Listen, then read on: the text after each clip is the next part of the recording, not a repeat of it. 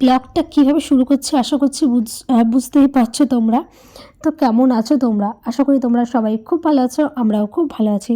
তো আমরা এখন যাচ্ছি বাঁকুড়া। সত্যি বলছি এত তাড়াহুড়ো করে যাচ্ছি।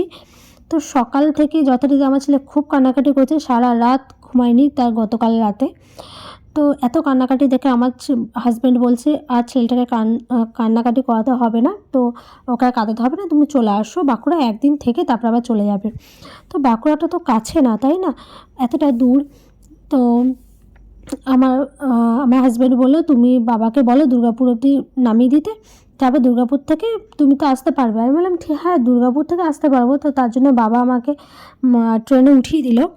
তখন ট্রেনটা লেট ছিল বলে বাবাও একটু বসেছিল। তো আমি দুর্গাপুরে চলে এসেছি, এবার যাচ্ছি ওভারব্রিজে টা ক্রস করি, তারপরে যাব বাস ধরতে। আর এসবিএসটিসি বাসে যাব। আর দুর্গাপুরের স্টেশনের বাইরে, এটা ভীষণই সুন্দর। এই প্রথমবার ট্রেন তারপরে বাসে করে একা কোথাও যাচ্ছি। এর আগেরবার বাঁকুড়া গিয়েছিলাম একদম টানা বাসে। এবার সেই বাসটাতে সেই বাসের যে কন্ডাক্টর তাকে বললাম, আমার হাজব্যান্ডকে বললাম যে তুমি তাকে ফোন করে বলো যে এরকম যাব। তো সেই ছেলেটি জানালো যে একটি সিটও খালি নেই, পুরো বাসটা বুক করা। এর জন্য অগত্যা আর উপায় নেই। আর ছেলেও খুব কান্নাকাটি করছিল। তো ভাবলাম যে ঠিক আছে একদিনের জন্য যাই, আর একটু মনের সাহস নিয়েই বেরোলাম। তো আমরা চলে এসেছি। এই যে আমি বাঁকুড়াতে নেমেও গেছি। বাঁকুড়াতে আসতে সময় লাগে 3.5 ঘন্টার মতো, খুবই কষ্ট হয়, এসে একদম ক্লান্ত হয়ে পড়ি।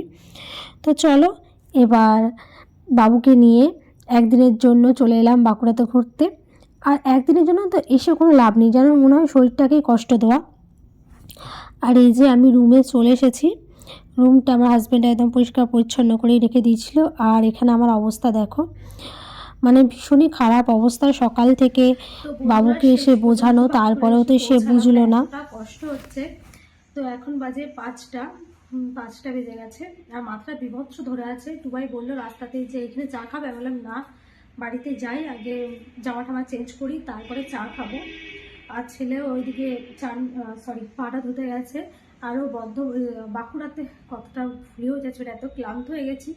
তো বাঁকুড়াতে আসা মানেও পিৎজা খাবে। তো সন্ধ্যেবেলায় ও বললো পাপাকে যে পাপা পিৎজা খাবো। তো এখন আমি চাটা খাই, ও দেখি কি খাবে। হ্যাঁ বলো।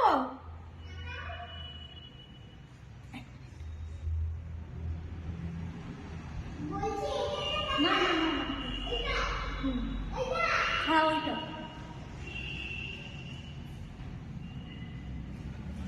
চলে আসো, জুতো পরে কেন? তো এবার চাটা করবো, করে তারপরে চাটা খাবো। আর সত্যি কথা বলতে এত ক্লান্ত হয়ে যায় যতবারই আসি বাঁকুড়াতে, তারপর ভীষণ ক্লান্ত হয়ে যাই। তো আমার ছেলে 1 ঘন্টা ঘুমিয়ে নিয়েছে, কিন্তু আমি এবার ভাবছি, ভীষণ ব্যস্ত আমার ছেলে। তো ঠিক আছে চলো চাটা করে নিই, আগে ড্রেসটা চেঞ্জ করি।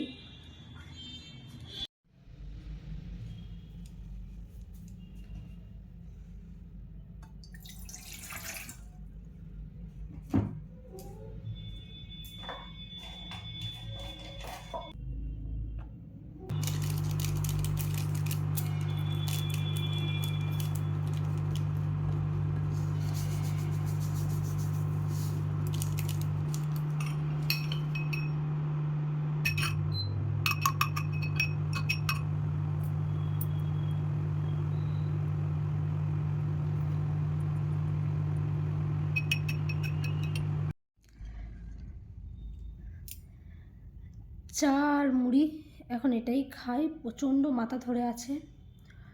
আগে খেয়ে নিই বুঝলে।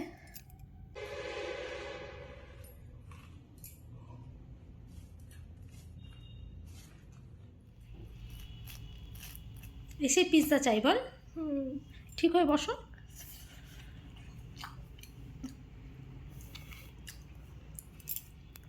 কেমন করেছে?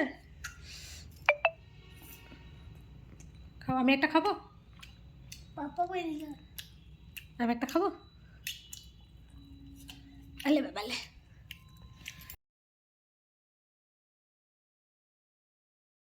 পিৎজাটা খেয়ে একটু বিশ্রাম নিয়ে তারপরে লেগে পড়লাম কাজে মানে রাত্রে খাবার কী করব তার জন্য।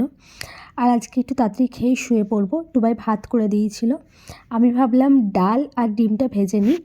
ডালটাও আজকে একটু অন্যরকমভাবে করব। ডালের মধ্যে পেঁয়াজ আর টমেটো একটু ভেজে একটা আলু সেদ্ধ ম্যাশ করে দেবো। ও তার সাথে আলু সেদ্ধও ছিল, আলু সেদ্ধটা টুবাই ভাতের সাথেই করে নিয়েছে একদম।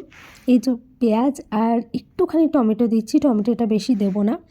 তো এটা একটু বেশি ভাজা করে তারপর ডালটা দিয়ে দেবো, তার সাথে একটা আলু দেবো।